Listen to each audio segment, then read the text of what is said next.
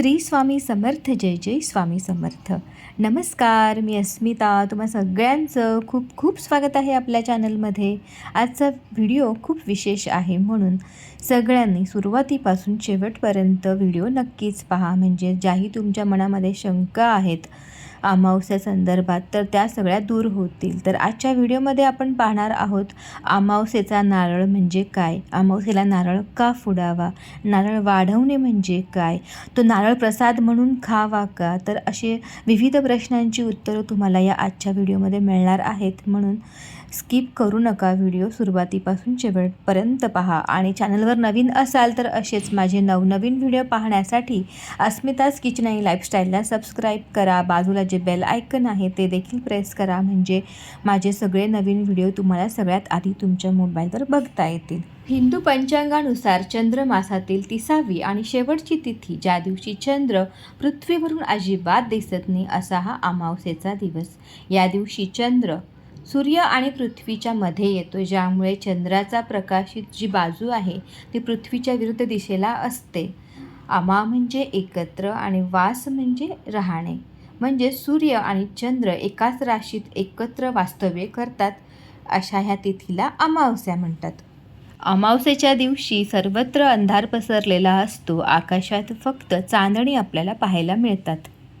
बऱ्याच व्यक्तींना किंवा लहान मुलांना अमावस्येच्या आदल्या दिवशी किंवा अमावस्येच्या दिवशी काही ना काही त्रास हा होत असतो. अंगदुखी, डोकं जड होणे, झोप न लागणे किंवा डोळ्यातून पाणी येणे, डोळे लाल होणे किंवा घरामध्ये चिडचिड, काही कारण नसताना ते चिडचिड करतात. मग नवरा बायकोंचे भांडणे होतात. जर घरातील व्यक्तीला म्हणजे मिस्टरांना तुमच्या काही त्रास होत असेल अमावस्येच्या दिवशी, तर बघा काही कारण नसताना नवरा बायकोंमध्ये भांडणं होतात किंवा मग लहान मुलं चिडचिड करतात. तर असा ह्या जो काळ आहे अमावस्येचा, ह्या काळात बऱ्याच लोकांना काही ना काही त्रास हा होत असतो. या गोष्टी का घडत आहेत हे आपल्याला कळतही नाही. पण पहा, दृष्ट जर लागली असेल किंवा नजरदोष झालेला असेल, त्यावेळी ही सगळ्या ज्या गोष्टी मी सांगितल्या त्या घडत असतात. म्हणून आपल्याला अमावस्येच्या दिवशी नारळाचा एक महत्त्वाचा आणि तितकाच प्रभावी उपाय करायचा आहे. अमावस्येचा नारळ म्हणजे काय, तर ते आधी आपण समजून घेऊ. तर बघा, अमावस्येच्या दिवशी आपण जोही उपाय करणार आहोत नजरदोष घालवण्यासाठी, तर ते नारळ जे आहे ते आपण बाजारातून विकत आणायचं आहे. घरातलं कुठलंही जुनं नारळ घ्यायचं नाही आहे. तर त्या नारळाला आपण म्हणतो अमावस्येचं नारळ. आणि ज्यावेळी आपण हा उपाय करतो, उपाय करून झाल्यावर हे नारळाचा प्रसाद म्हणून खायचं नसतं. तर हे देखील आपल्याला लक्षात घ्यायचं आहे. बऱ्याचदा आपल्या घराला देखील नजर लागते. आपल्या घरामध्ये बाहेरून जीही व्यक्ती येते, प्रत्येकाचं आपल्याबद्दल चांगलं मत हे नसतंच. तर बऱ्याच वेळा वाईट मताने देखील आपल्या घरात लोक प्रवेश करत असतात. तर मग अशा वेळी आपल्या घराला देखील नजर लागते. म्हणून आपल्या घराची नजर काढण्यासाठी अमावस्येपेक्षा दुसरा दिवस नसतो. तर अमावस्येच्या दिवशी देखील आपल्याला संध्याकाळी 6 नंतरच आपल्या घराची दृष्ट काढायची असते. त्यासाठी देखील आपल्याला एक नवीन नारळ बाजारातून आणायचं आहे. आणि ती दृष्ट कशी काढायची ते आता तुम्हाला मी सांगते. तो नारळ हातामध्ये घेऊन आपल्या घरातील सगळ्या भिंतींना तो लावायचा आहे. तुमच्या घरात 3 रूम असतील, 4 रूम असतील, प्रत्येक रूमच्या 4ही बाजूंना तो नारळ लावायचा आहे. आणि त्यानंतर आपल्याला सगळ्यात शेवटी प्रवेशद्वारावर यायचं आहे. आणि आपल्या प्रवेशद्वारापासून तर उंबरठ्यापर्यंत तो नारळ आपल्याला 7 वेळा उतरवून घ्यायचं आहे. म्हणजे असं 7 वेळा त्याला ओवाळायचं आहे. आणि त्यानंतर उतरवल्यानंतर तो नारळ आपल्याला तिथे उंबरठ्यावर फोडायचं आहे. त्याचं जे पाणी आहे ते प्रसाद म्हणून उंबरठ्यावर पडू द्यायचं आहे. त्यानंतर त्या नारळाचे छोटे छोटे 2-3 तुकडे करायचे, ते देखील प्रसाद म्हणून उंबरठ्याजवळ ठेवायचेत. आणि नंतर जो नारळ आहे तो आपल्याला खायचा नाही आहे बघा. तर तो जो नारळ आहे आपल्याला एखाद्या निर्जळ स्थळी किंवा कचऱ्यामध्ये टाकून द्यायचा आहे.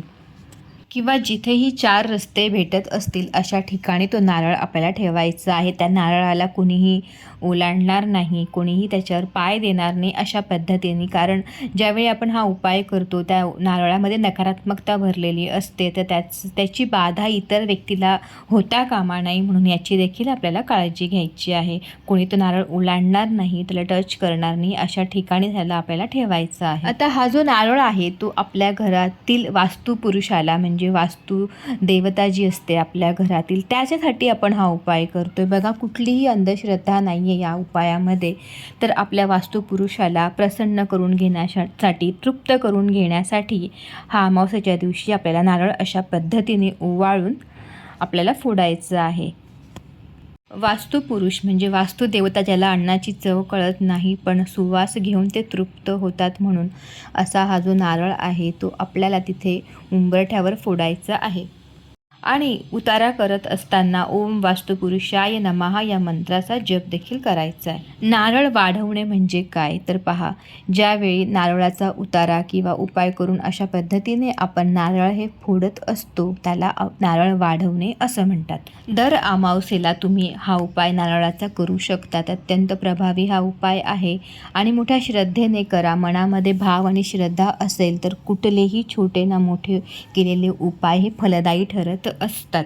तर आपल्या घरातील कटकट, नकारात्मकता या उपायाने नक्कीच दूर होईल. एखादी व्यक्ती वारंवार आजारी असेल, लहान मूल तुमच्या घरात नेहमी आजारी राहत असेल, चिडचिड करत असेल, किंवा मोठी व्यक्ती आहे किंवा वृद्ध व्यक्ती असेल, अमावस्येच्या दिवशी त्यांना काही ना काही त्रास हा होत असेल तर त्यांच्यासाठी हा उपाय आहे. तर तुम्हाला एक नारळ घ्यायचं आहे, एक नवीन नारळ बाजारातून आणायचं आहे. त्याला सगळ्यात आधी धुवायचं आहे पाण्याने. नंतर कुंकू किंवा शेंदूर घेऊन त्यावर त्रिशूळ काढावा. त्रिशूळाचे तिघही जे टोकं आहेत ते नारळाच्या शेंडीकडे येतील अशा दिशेने त्रिशूळ काढायचं आहे. त्यानंतर ज्या व्यक्तीच्या अंगावरून तुम्हाला उतारा करायचा आहे त्याला एक आसन द्यावं, चटईवर बसवावं किंवा पाटावर बसवावं आणि हा नारळ हातामध्ये घेऊन 7 वेळा गोलाकार पद्धतीने डोक्यापासून तर पायापर्यंत उतरवून घ्यायचं आहे त्या व्यक्तीच्या अंगावरून. आणि नंतर घराच्या बाहेर जाऊन जिथे कुणी जात नसेल अशा निर्जळ स्थळी किंवा जिथे 4 रस्ते भेटत असतील अशा ठिकाणी तो नारळ जाऊन तुम्हाला फोडायचा आहे. फोडल्यानंतर कुठेही न बघता, मागे वळून न पाहता, तुम्हाला कुणाशीही बोलायचं नाही आहे, सरळ घरी यायचं आहे. आणि घराच्या बाहेर आधीच एक छोटीशी बकेट ठेवायची ज्यामध्ये पाणी असेल. घरामध्ये प्रवेश करण्यापूर्वी हातपाय स्वच्छ धुवूनच घरामध्ये प्रवेश करावा. हा नारळ उतरवत असताना आपल्याला मनात प्रार्थना करायची आहे की याला जी नजर लागलेली असेल ह्या व्यक्तीला तर ती दूर व्हावी. आणि हा उतारा करत असताना कुठलाही मंत्र म्हणत नाही. किंवा आणखी एक पद्धत मी सांगते, अमावस्येच्या दिवशी कर्पूर होम देखील केलेला तितकाच फायद्याचा असतो. त्यासाठी एक नवीन नारळ आणायचा बाजारातून, त्यावर 2 कापराच्या वड्या, भीमसेनी कापूर वड्या, आपल्याला माहिती आहे कापूर हा नकारात्मकता दूर करत असतो, तर 2 कापूर वड्या ठेवून त्या प्रज्वलित कराव्यात. आणि तो जो नारळ आहे तो प्रज्वलित राहिला नारळ तो हातामध्येच पकडून आपल्याला घरातील सगळ्या भिंतींना लावायचा आहे, भिंतीच्या कोपऱ्यांना लावायचं आहे. त्यानंतर प्रत्येक व्यक्तीच्या अंगावरून 7 वेळा ओवाळून घ्यायचं आहे आणि जोपर्यंत त्या वड्या प्रज्वलित आहेत तोपर्यंत तो नारळ शांत होऊ द्यायचा आहे. आणि एकदा की नारळ शांत झाला, थोडासा काळा तो होतो कापूर जळाल्यानंतर, त्यानंतर तो नारळ थंड झाल्यानंतर आपल्याला तुम्ही पुन्हा पुढच्या अमावस्येला तो नारळ वापरू शकतात. आणि जोपर्यंत त्या नारळाचं पाणी कमी होत नाही तोपर्यंत तुम्ही हा उपाय आपल्या घरातील नकारात्मकता दूर होण्यासाठी, आपल्या व्यक्तींवर जी नजर लागलेली आहे ती कमी होण्यासाठी करू शकता. 3-4 अमावस्या तुम्ही हा उपाय केला कर्पूर होमचा आणि नारळाचं पाणी कमी झालं तर त्यानंतर तो नारळ तुम्ही प्रसाद म्हणून फोडून खायचा नाही आहे. बघा, त्यामध्ये नकारात्मकता भरलेली असते आपल्या सगळ्या घरातील व्यक्तींची आणि आपल्या घरातली. तर तो नारळ जो आहे आपल्याला घराच्या बाहेर टाकून द्यायचा आहे, अडगळीच्या ठिकाणी. किंवा तो नारळ जो आहे तुम्हाला कचऱ्यामध्ये टाकून द्यायचा आहे की ज्यामुळे त्या नारळाला कोणी ओलांडणार नाही आणि त्या दुसऱ्या व्यक्तीला देखील त्या नारळाची बाधा होणार नाही.